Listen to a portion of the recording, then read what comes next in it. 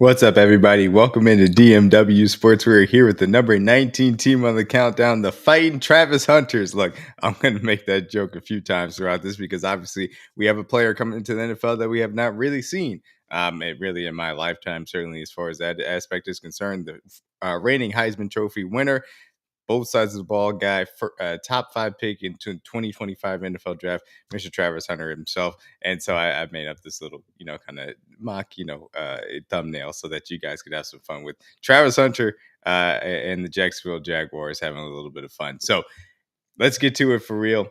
This is the number 19 team on our countdown as far as the NFL power rankings are concerned. Appreciate you guys for coming back to DMW Sports today. It is time to talk about a team that is starting a little bit fresh. Brand new GM coming in and making a splash, trading up for Travis Hunter. Brand new head coach as well, Liam Coen, who comes off a really good season for the Tampa Bay Buccaneers, being their offensive coordinator and what he was able to accomplish there with Baker Mayfield and company. They're looking for Liam Coen to bring over some of that brilliance as far as the Tampa Bay Buccaneers offensive scheme was concerned last year to help out Trevor Lawrence, Brian Thomas Jr., and of course, Travis Hunter and company as well. So I'm excited to talk about this team. And look, you talk about the team direction for the Jacksonville Jaguars. It is the playoff push. This is a aspect of being able to have Trevor Lawrence be in an offensive system he can believe in, have trust in the weapons around him, and then be able to show the talent that got him to be the number 1 overall pick. And in my opinion, got him to be a star on the rise back in 2022 when he did lead them to the playoffs and a playoff win over Justin Herbert's Chargers. I think that Trevor Lawrence you saw during that season is somebody that you can hope to see with Liam Coen in tow. And we'll certainly talk about that in general as we get into the offseason review first and foremost. Talk about this Jacksonville Jaguars offseason in review, I should say, for 2025. As far as the players that they lost, Gabe Davis, brought over from Buffalo Bills, never really able to make an impact as that deep threat wide receiver. Mac Jones, backup quarterback, obviously filled in for Trevor Lawrence during times of the season in which Trevor Lawrence had to miss games. Christian Kirk, longtime slot option for the Jacksonville Jaguars, also moved on after some injuries and some decline as far as his play is concerned. Evan Ingram had some nice seasons in the slot for this, it's pseudo tight end kind of role that he was here for Jacksonville. He also moves on. So does tight end Luke Farrell. Brandon Sheriff, a guy that was being able to fill in, a veteran through and through on the guard position. He also is gone. Same with Mitch Morse, ended up retiring, longtime center of the National Football League for the Chiefs and the Bills, and then finished his career in Jacksonville. Andre Sisco, physical safety, ends up moving on as well. As far as what they brought in, Patrick McCurry, Jordan Lewis, Diami Brown, being able to add some depth, Jordan Lewis to the safety room, Patrick McCurry along the offensive line. Diami Brown is somebody that I'm actually kind of interested to see what Liam Coen could try and scheme up for. A guy that had some deep threat ability, showed a little bit of that last year with Jane Daniels and the Commanders, and then now can have some schemed up touches for him that I think he could be effective on as well. Robert Hainsey and Eric Murray also were brought in. Drafted, obviously, this starts out with Mr. Travis Hunter himself, like I said, reigning Heisman Trophy winner. Both sides of the ball, cornerback and wide receiver, had a historic season as far as his time in Colorado. Obviously, starting at Jackson State University under Deion Sanders, and ultimately now in Jacksonville trying to make a huge impact for this team after the Jaguars gave up a future first-round pick in the 2026 NFL Draft to get him to the Browns. Caleb Bransall also taken in the draft. Riot Mullum trying to help out again that offensive line. Bashal Tootin, incredibly fast Virginia Tech running back, ended up not broke, but he was tops in the 40 time as far as the NFL Combine was concerned. And then Jack Kaiser, Notre Dame linebacker, to add to this linebacker room. So that's the offseason in review, and we talk about what are the expectations for this team. Liam Coen and the way in which the team has continued to maybe build the roster elsewhere, and you're taking the swing of spending multiple first-round picks to go up and get a guy that you think is special in Travis Hunter, I got to put the expectations at the playoffs. Otherwise, that pick is going to be far too, valuable to have given up just for one player that's not a quarterback. In this case, we will see ultimately how it works out and if this team can make that playoff push. It will, of course, start with how Trevor Lawrence looks. Let's go ahead and get to that. So we'll begin by talking about Trevor Lawrence and what we expect to see from him now in this new Liam Coen offense. And look, Liam Coen has prided himself on being able to marry the run with the pass game, using a lot of wide receiver motion to be able to throw the defense off and also give his quarterback a chance to see the picture before it ends up happening. But this is going to be a big piece of it. Being able to get under center, again, making sure that the pass and run looks the same, being able to bring in the linebackers at the second level and allow Trevor Lawrence's arm talent to really be able to shine, being able to get to the intermediate areas of the field. And I think that that's going to be a big key for Trevor Lawrence's growth in general, is how often he can turn these play action passes into real explosive plays. And I think he has a real good shot at it. Again, the talent is there between Travis Hunter, between Brian Thomas Jr., between De'Ami Brown, as far as that aspect is concerned, to be able to create those explosives off of play action. It's just about setting it up also with the run game and blocking it up as far as the offensive line is concerned. The talent is there for Trevor Lawrence. And I think one big thing that you have to focus in for Trevor Lawrence, individual growth as well. I think there are times in which the scars of the 2023 season carried over to 2024, in which he wasn't trusting his protection and ultimately it was leading to some poor decisions. There's also the other aspect of Trevor Lawrence in which he'll make 1 to 3 throws a game in which you are completely mind boggled for why he would do that. That's a maturity thing that he's got to continue to phase out of his game. The real big thing that Liam Coen, I think, will be able to bring in and provide for Trevor Lawrence from day one is easy buttons. You look at what Baker Mayfield's able to do in the short areas of the field. He was one of the leaders as far as EPA per play generated on throws of 10 yards or less as far as air yards is concerned. That's because those screen passes, those little quick hitters, getting the ball in the hands of these playmakers to be able to create yards after the catch, that's something that has never really been a staple as far as the Jaguars offense under Trevor Lawrence is concerned. Now Trevor Lawrence has an offensive coordinator that can scheme up those sorts of things. That will help him as well to add the efficiency and consistency to this offense, and then allow Trevor Lawrence's talent to take it over the top and create those explosive plays. It's a big thing. So I'm excited to see what this looks like. I think the infrastructure is in place. Really just comes down to the offensive line providing what is needed to allow Trevor Lawrence to shine, and we'll see if the kids got it. With that being said, let's go ahead and get to the roster around Trevor Lawrence, including that offensive line. So as for this offensive line, that is going to be very key to everything that this offense wants to do. You talk about bringing in some, offensive line, particularly on the interior veterans to be able to help out what they want to do. Robert Hainsey at the center position, again, a veteran guy coming over from Tampa Bay to be able to understand what Liam Coen wants to do from a protection standpoint and then also a run game standpoint to be a leader along that entire offensive line, especially with the 2 young tackles that they have outside. Patrick McCary coming over from Baltimore to provide that guard depth as a Cleveland. Again, being able to hopefully be a solid guard. If not, they got Wyatt Mullen behind him as well to compete for that position. We will see how that interior offensive line with that mix of veteran presence and youthful exuberance really works. But I think Robert Hainsey is going to be a key to this offensive line being better, especially from a leadership perspective. And then Anton Harrison, Walker Little, both of these guys are extremely young tackles. You wonder, can these guys really be enough as far as that position is concerned? One of them developing at least gives you the chance to help out the other. If neither do, then it's going to be a very difficult thing for Liam Coen and Trevor Lawrence to try and mitigate the aspects of both of those guys struggling as well. So that is going to be a major key for this offense before it ever gets off the ground as well. Speaking of which, being able to get off the ground, a really nice running back trio, an interesting one to say the least. Travis Etienne Jr., a little bit lauded for some of the fumbling issues he's had, but does have an explosive nature to his game. Certainly can catch the ball very well out of the backfield. Has a special ability to accelerate around corners specifically. That does make him very effective when he gets out on the edge. Tank Bigsby, I'll talk about him a little bit later on, but a really nice running back. The way in which he's able to break tackles in between the tackles is very impressive. Bayshawn Tulin, again, like I talked about, one of the fastest players coming into the draft as far as it's concerned because of his 40 time. At a guy at Virginia Tech that also had some issues as far as fumbles is concerned. So we'll watch out for that as well. At the tight end position, Brenton Stange is somebody that can come in, play the position effectively. Young guy, maybe there's a little bit more to his development. Again, tight ends sometimes take a little bit to catch on.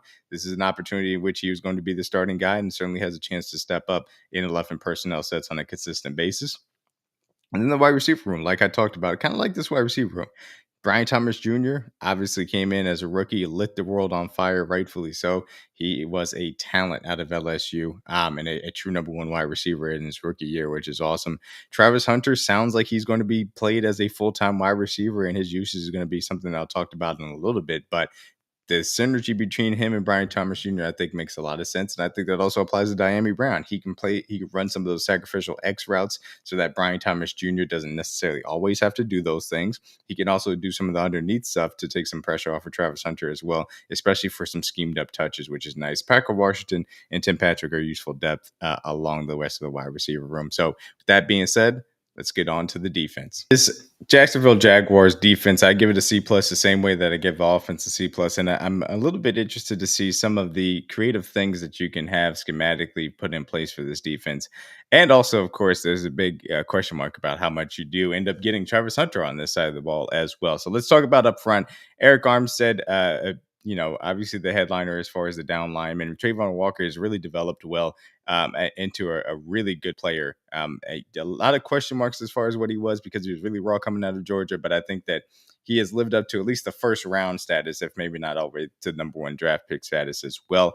Got some depth there with Emmanuel Ogba as well. The nose tackle position is still a little bit of a question mark with Davon Hamilton and Austin Johnson. Are they going to have enough run stuffing ability? Is going to be an interesting discussion.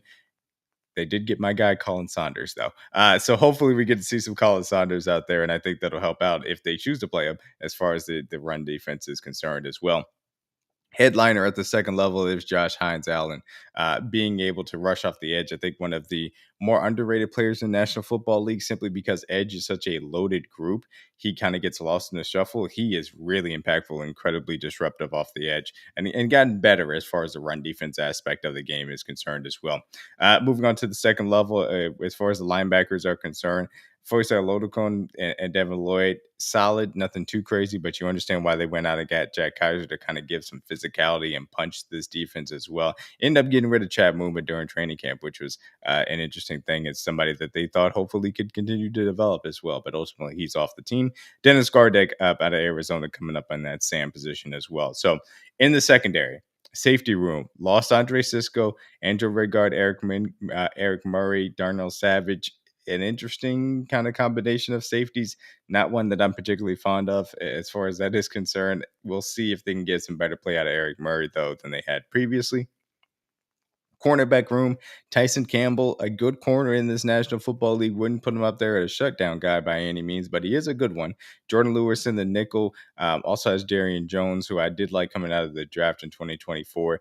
And again, the question mark is, how much are you going to get Travis Hunter on this side of the ball? I think that I'll save it. I'll get into it as far as when we talk about him and what I'm interested to see. But, Travis Hunter playing opposite of Tyson Campbell is something that I think could work out well for this Jacksonville Jaguars defense. That being said, let's go ahead and get to my breakout player. So my breakout player is Tank Bigsby. I think that he is going to be emphasized within this brand new run scheme from Liam Coen coming over from the Tampa Bay Buccaneers. I understand that Travis Etienne Jr. is a really good playmaker. There's no doubt about that as far as what he can do going to the edge. But Liam Cohen's want to get under center and be able to run the ball effectively. And Tank Bigsby was one of the best running backs last year, being able to break tackles on a consistent basis. These are some of the explosive plays that he had from under center, specifically, again, in between the tackles as well. He is comfortable playing through contact.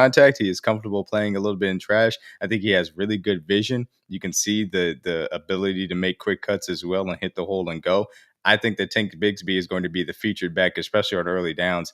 And anything that he can add as far as getting better as a pass catcher is only going to make him more valuable. So as far as fantasy is concerned, he is somebody that I've had my eye on a little bit later on in drafts to try and take a nice little ticket on. I think Tank Bigsby is the guy that Liam Coen is going to tap as his primary back. Now, he's not going to have all the room because Bashaw Tutin's going to get a little bit of work. Etienne is still going to get some work, especially in the receiving game. But I do like Tank Bigsby a lot as a breakout player for the 2025 Jacksonville Jaguars. Let's talk about Travis Hunter's users for the 2025 Jaguars. Now, I'll be honest with you. When I saw him coming out of the draft, I thought that the primary or best way to use him, especially early on, would be as a primary cornerback and then allow him to kind of ease in on offense. Not to the same point of not playing him all that much, but give him package plays as a wide receiver, especially in 3 wide receiver sets, to go out there and be able to make an impact. Keep him as a primary cornerback. It's a little bit of an easier transition and roll on from that standpoint. And I really love his ball skills on the defensive side of the ball. So I want to see him there. It sounds like it's going to be a little bit of the opposite, where he is going to be a full-time offensive player. And I think it's an interesting, again, synergy between him and Brian Thomas Jr. It allows some opportunities to get the ball in his hands because he's such a unique mover, especially with the ball in his hands, and being able to make guys miss and create yards after the catch. He's going to be a part of some of the easy buttons, like I talked about earlier, that Liam Coen schemes up to help out Trevor Lawrence to create yards after the catch as well. I like what he can do in comparison to Brian Thomas Jr. I think they work very well together in that aspect. So I'm extremely excited to see him work on offense as well.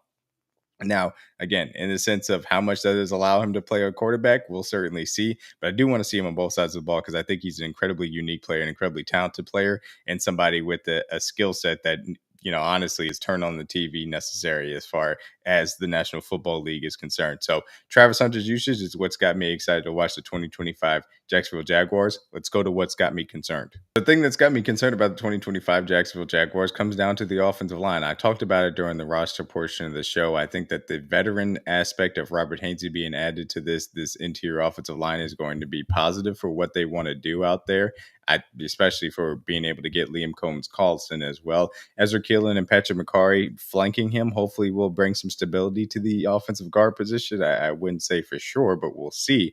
And then it comes down to these young tackles. And here I have pictured Anton Harrison, former first round pick. And this is a guy that they're expecting to step up. He was drafted early for a reason. He has got to develop into a competent, if not better than competent tackle to be able to help out the entirety of this offensive line and allow the play design for Liam Combs to really shine through. So it's going to be imperative that he gets better. It's going to be imperative that Walker Little also gets better, not only to just give Trevor Lawrence time, obviously, to operate, but also make sure that this run game can be the effective, efficient offensive attack that Liam Cohen also ultimately wants to bring here to Jacksonville. So that being said, that's my concern. Let's go ahead and get to my hot take. So let's talk about my hot take. My hot take is Trevor Lawrence, in my opinion, still has all the talent in the world necessary to be a top 8 quarterback in the National Football League. And I have him in a tier with guys like Caleb Williams and Drake May, who are obviously clearly younger, obviously less experience and less things on tape.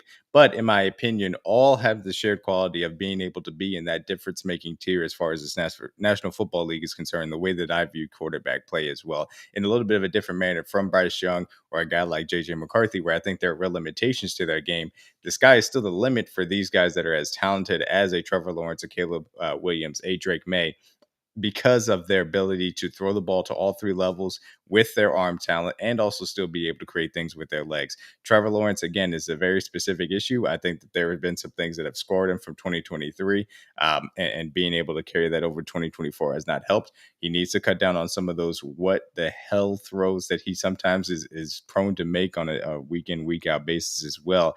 And then the final thing is being able, in my opinion, to be a little bit more aggressive in the intermediate areas of the field. And I think that a big piece of that will be what Liam schemes up. It gets him comfortable with some of the easy buttons in the design of the offense, whether it's a screen pass, get the ball out to these playmakers to create yards after the catch, and then be able to allow Trevor Lawrence's arm talent that I do believe is still worthy of putting him in the tier that says, hey, he has upside to be a top 8 guy, a difference-making quarterback in the National Football League as far as that is concerned. With that being said, let's get to predictions.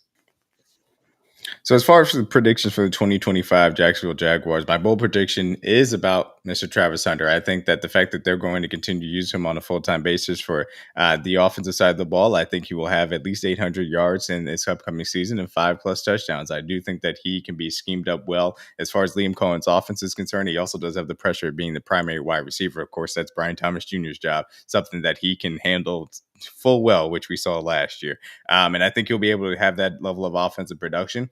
Then, as far as the defense side of the ball, I think he gets 3 interceptions. Is that enough to get offensive or defensive rookie of the year? Question mark.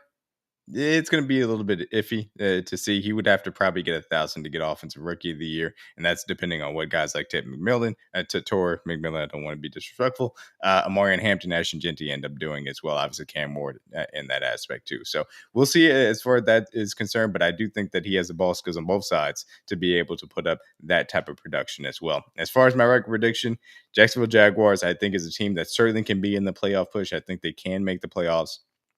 Really just going to be about how well that offensive line kind of gels, what kind of contributions that they can get from their second level as well, and really the secondary as a whole. How much is Travis Hunter being able to make an impact on that side of the ball too? So I do have them at 8 and 9. Again, that could easily be over 500 and in the playoff push, but that is where I think the Jacksonville Jaguars land in 2025. Appreciate you guys for coming by to DMW Sports. Again, follow us, or I should say, like the video. And watch the other ones on the channel. Be sure to subscribe, obviously, at DMW Sports on YouTube, also at DMW Sports on Twitter and TikTok, and on Instagram at Sports DMW. We're going to continue to have the shorts coming out about breaking news things. You saw the Micah Parsons, you saw the Taylor Townsend one. Appreciate you guys as we continue to work our way through